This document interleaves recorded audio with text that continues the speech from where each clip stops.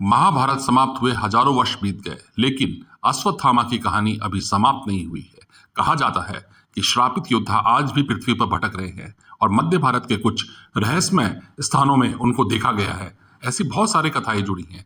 इसमें असुरगढ़ का नाम सबसे अधिक रहस्य पैदा करता है।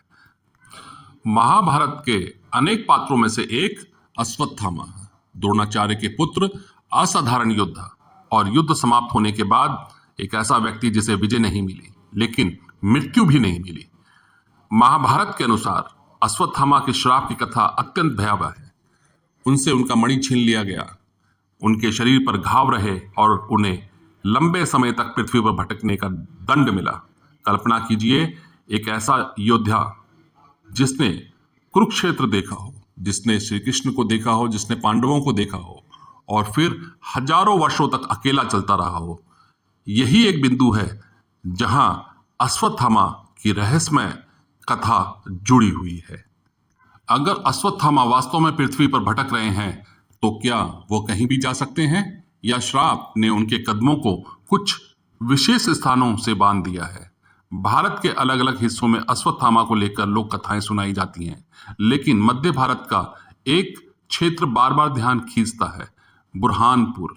और बुरहानपुर के पास असुरगढ़, सतपुड़ा की पहाड़ियों के बीच एक खड़ा प्राचीन किला। दूर से देखने पर यह सिर्फ पत्थरों की एक विशाल संरचना लगती है, लेकिन इसके भीतर गुप्तेश्वर महादेव का मंदिर है और यहीं से शुरू होती है अश्वत्थामा की सबसे रहस्यमय परंपराओं में से एक। कहा जाता है कि अश्वत्थामा आज भी इस क्षेत्र में आते हैं, लेकिन उनका उद्देश्य क्या है? युद्ध नहीं, प्रतिशोध नहीं, सिर्फ पूजा। लोक मान्यताओं के अनुसार वो भगवान शिव के दर्शन और पूजा के लिए असुरगढ़ के गुप्तेश्वर महादेव मंदिर में आते हैं और यहाँ कथा एक रहस्यमय रूप लेती है। कहा जाता है कि जब बाकी दुनिया सो रही होती है तब एक ऐसा यात्री इस प्राचीन किले की ओर आता है जिसकी यात्रा हजारों वर्षों से समाप्त नहीं हुई है। वो मंदिर तक पहुंचता है, शिवलिंग के सामने खड़ा होता है, पूजा करता है, अर्चना करता है, पुष्प समर्पित करता है और फिर अंधेरे में वापस चला जाता है। सुबह जब मंदिर के द्वार खुलते हैं तो भक्तों को पूजा के चिन्ह दिखाई देने की कथाएं सुनाई जाती हैं और सवाल उठता है, कौन आता है यहाँ रात के उस प्रहर? अश्वत्थामा से जुड़ी सबसे ज्यादा रोमांच पैदा करने वाली बातें किसी प्राचीन ग्रंथ में नहीं बल्कि स्थानीय लोगों की कथाओं में मिलती है। कहीं एक विशालकाय व्यक्ति, कहीं माथे पर गहरा घाव, कहीं जंगल में अचानक दिखाई देता एक अजनबी और कहीं ऐसा व्यक्ति जो कुछ क्षण के लिए सामने आता है और फिर गायब हो जाता है। कई कथाओं में एक समान बातें सुनाई देती हैं।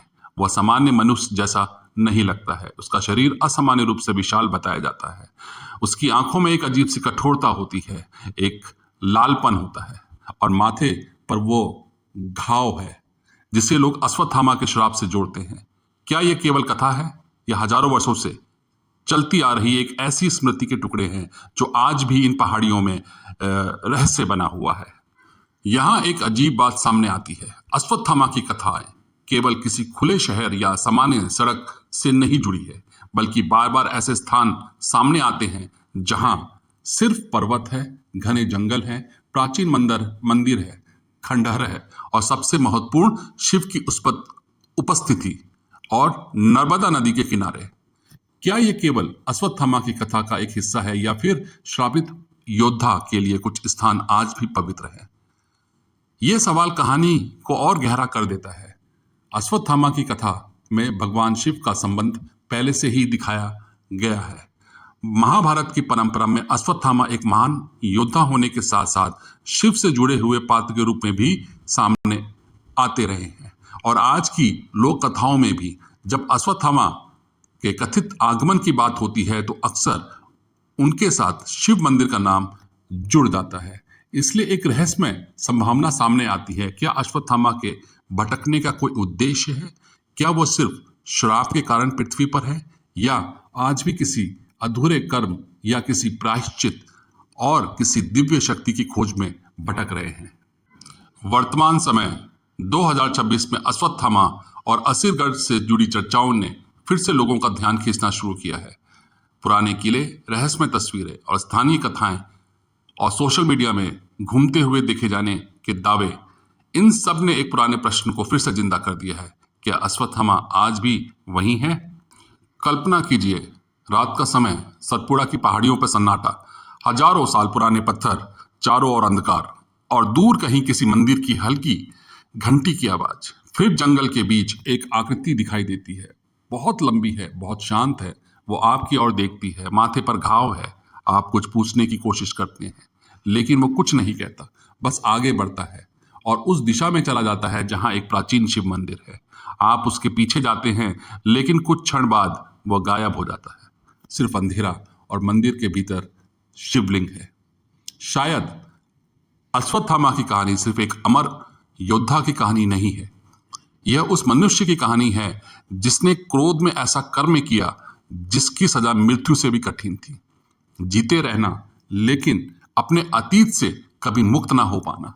और शायद इसलिए आज भी जब कोई मध्य भारत की उन सुनसान पहाड़ियों में किसी अजनबी आकृति को देखने का दावा करता है, तो उसके पीछे सिर्फ एक नाम सुनाई देता है, अश्वत्थामा।